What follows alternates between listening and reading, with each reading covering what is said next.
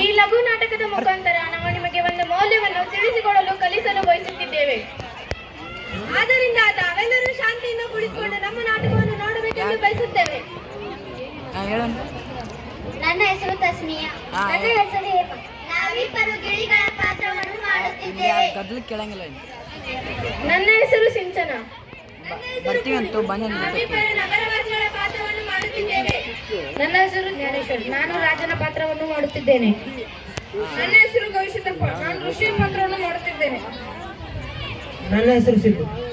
ನನ್ನ ಹೆಸರು ಶಾಶ್ವತ್. ನನ್ನ ಹೆಸರು ಸ್ವಾಮಿ. ನನ್ನ ಹೆಸರು ವಸೀವುಲ್ಲಾ. ನಾವೆಲ್ಲರೂ ಮಂತ್ರಿಗಳ ಪಾತ್ರವನ್ನು ಮಾಡುತ್ತಿದ್ದೇವೆ. ನನ್ನ ಹೆಸರು ಶಿವಾನಂದ್. ನಾನು ದ್ವಾರಪಾಲಕನ ಪಾತ್ರವನ್ನು ಮಾಡುತ್ತೇನೆ. ನನ್ನ ಹೆಸರು ಸಂಜೀವ್. ನನ್ನ ಹೆಸರು ಸಾಗರ್.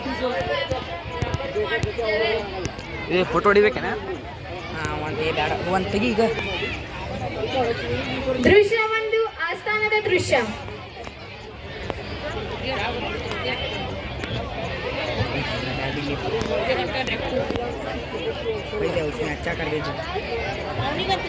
आठ बने समझ नोट बना वो सब भी और ರಾಜಾದಿರಾಜ ರಾಜಾದಿ ಮಾರ್ತಾಂಡ ಶ್ರೀ ಜ್ಞಾನೇಶ್ವರ ಮಹಾರಾಜರು ಆಗಮಿಸುತ್ತಿದ್ದಾರೆ. ಗೋಪುರ.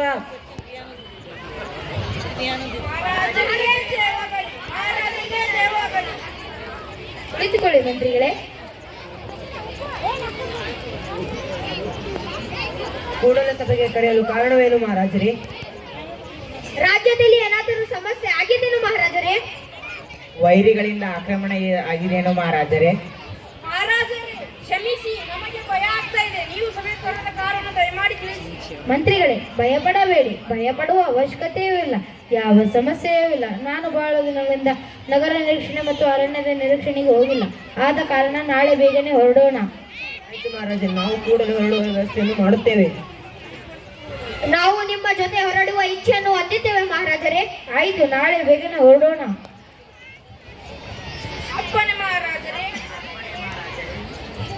ರಾಜಾದಿರಾಜ ರಾಜಾದಿ ಮಾರ್ತಾಂಡ ಶ್ರೀ ಜ್ಞಾನೇಶ್ವರ ಮಹಾರಾಜರು ನಿರ್ಗಮಿಸುತ್ತಿದ್ದಾರೆ.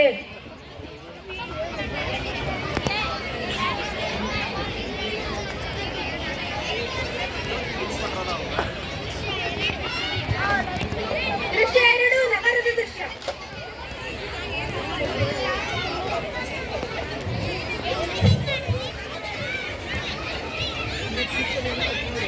ರಾಜಾದಿರಾಜ ರಾಜಾದಿ ಮಾರ್ತಾಂಡ ಶ್ರೀ ಜ್ಞಾನೇಶ್ವರ ಮಹಾರಾಜರು ಆಗಮಿಸುತ್ತಿದ್ದಾರೆ. ಗೋಪುರ.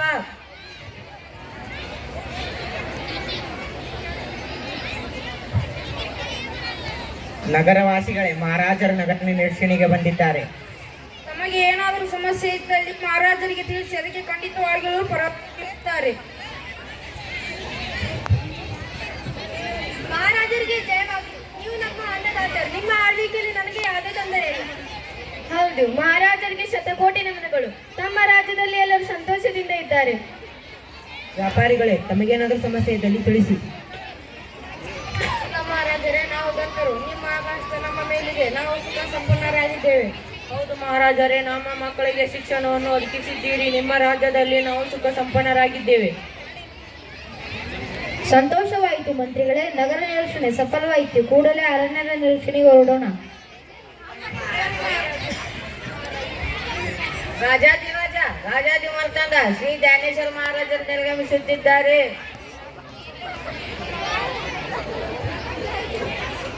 ದೃಶ್ಯ ಮೂರು, ಅರಣ್ಯದ ದೃಶ್ಯ.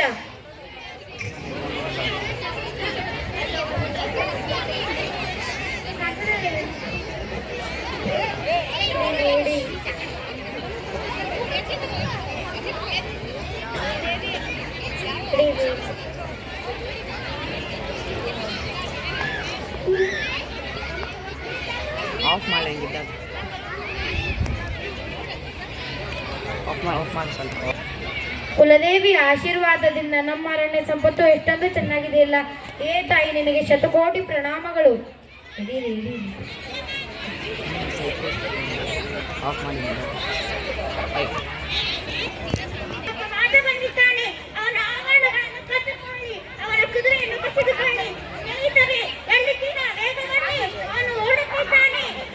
ಓಹೋ, ನಾನು ಯಾವ ಜಗದಲ್ಲಿ ಬಂದಿದ್ದೇನೆ? ಇಲ್ಲಿ ಸಂಕಟದ ಆಭಾಸವಾಗುತ್ತಿದೆ. ಕೂಡಲೇ ಈ ಜಾಗದಿಂದ ಹೊರಡಬೇಕು.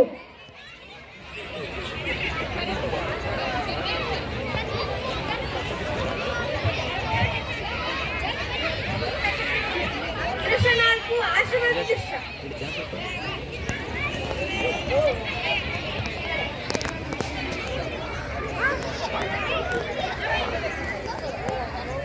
ಪ್ರಣಾಮಗಳು ಆಚಾರ್ಯರೇ. ಶುಭವಾಗಲಿ ಮಹಾರಾಜರೇ. ಬನ್ನಿ ಮಹಾರಾಜರೇ, ಕುಳಿತುಕೊಳ್ಳಿ. ಶಾಂತಿ ತೆಗೆದುಕೊಳ್ಳಿ. ನೀರು ಕುಡಿಯಿರಿ. ಕೂಡಲೇ ರಾಜನಿಗೆ ಗೋಚರವಾದನು. ಆಚಾರ್ಯರೇ, ನಾನು ಒಂದು ಗೊಂದಲದಲ್ಲಿದ್ದೇನೆ. ಅದೇನು ಮಹಾರಾಜರೇ? ನಾನು ಬೆಳಗ್ಗೆ ನಗರ ನಿರೀಕ್ಷಣೆಗೆ ಹೋಗಿದ್ದೆ. ನಗರ ನಿರೀಕ್ಷಣೆ ಸಫಲವಾಯಿತು. ಕೂಡಲೇ ಅರಣ್ಯದ ನಿರೀಕ್ಷಣೆಗೆ ಬಂದಿದ್ದೆ. ಅಲ್ಲಿ ಒಂದು ಗಿಳಿ ಅಸಭ್ಯವಾಗಿ ಮಾತಾಡುತ್ತಿತ್ತು. ನಮ್ಮ ಮನಸ್ಸಿಗೆ ನೋವಾಯಿತು. ನಂತರ ನಿಮ್ಮ ಆಶ್ರಮಕ್ಕೆ ಬಂದೆ. ನಿಮ್ಮ ಆಶ್ರಮದಲ್ಲಿ ಗಿಳಿ ಎಷ್ಟೊಂದು ಚೆನ್ನಾಗಿ ಮಾತಾಡುತ್ತಿಲ್ಲ. ಒಂದೇ ಜಾತಿಯ ಪಕ್ಷಿಗಳು ಬೇರೆ ಬೇರೆ ವರ್ತನೆ ಹೇಗೆ ತೋರುತ್ತವೆ? ರಾಜರೇ, ನಾನು ನಿಮ್ಮ ಗೊಂದಲವನ್ನು ಅರ್ಥ ಮಾಡಿಕೊಂಡೆ. ವಾಸ್ತವವಾಗಿ ಈ ಎರಡು ಗಿಳಿಗಳು ಒಂದೇ ತಂದೆ ತಾಯಿಯ ಮಕ್ಕಳು.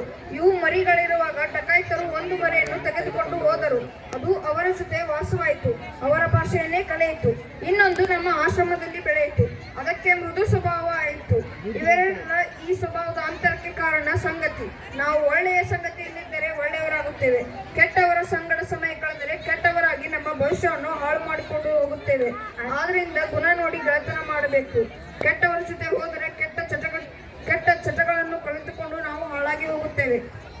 ಆಯ್ತು ಆಚಾರ್ಯರೇ, ನಾನು ಅರ್ಥ ಮಾಡಿಕೊಂಡೆ. ಕೂಡಲೇ ಡಕಾಯಿತರಿಗೆ ಒಂದು ಕೆಲಸವನ್ನು ಒದಗಿಸುತ್ತೇನೆ. ಡಕಾಯಿತರ ಮಕ್ಕಳಿಗೆ ಶಿಕ್ಷಣದ ವ್ಯವಸ್ಥೆಯನ್ನು ಮಾಡುತ್ತೇನೆ. ಶುಭವಾಗಲಿ ಮಹಾರಾಜರೇ. ಪ್ರಣಾಮಗಳು.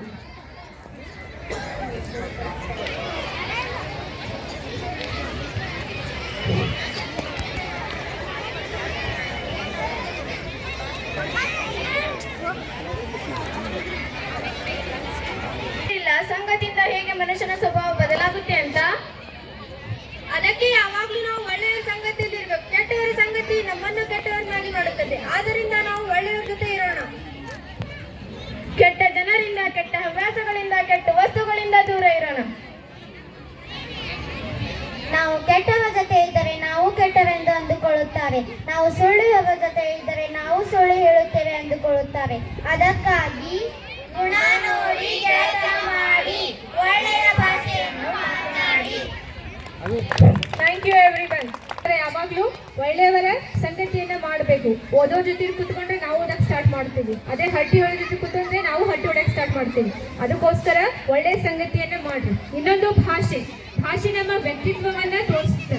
ಅದಕ್ಕೋಸ್ಕರ ನಾವು ಒಳ್ಳೆಯ ಭಾಷೆಯನ್ನು ಮಾತಾಡಬೇಕು, ಒಳ್ಳೆಯ ಮಾತುಗಳನ್ನ ಆಡ್ಬೇಕು. ಮಾತು ಹೆಂಗಿರ್ಬೇಕು? ಹೆಂಗರೇ ಇರಬಾರ್ದು. ಇವ್ರ ಹಂಗ ಅವ್ರ ಹಂಗ ಇರಬಾರ್ದು. ಅದ್ರೊಳಗೆ ಯಾರು ಹಂಗ ಇರಬಾರ್ದು. ಮಾತಿನಾಗ ಮಾತಿರ್ಬೇಕು, ಮಾತಿನಾಗ ಈತಿರ್ಬೇಕು, ಮಾತಿನಾಗ ನೀತಿ ಇರಬೇಕು, ಮಾತಿನಾಗ ಭೀತಿ ಇರಬೇಕು, ಮಾತಿನಾಗ ವೇಗ ಇರಬೇಕು, ಮಾತಿನಾಗ ಉದ್ವೇಗ ಇರಬಾರ್ದು.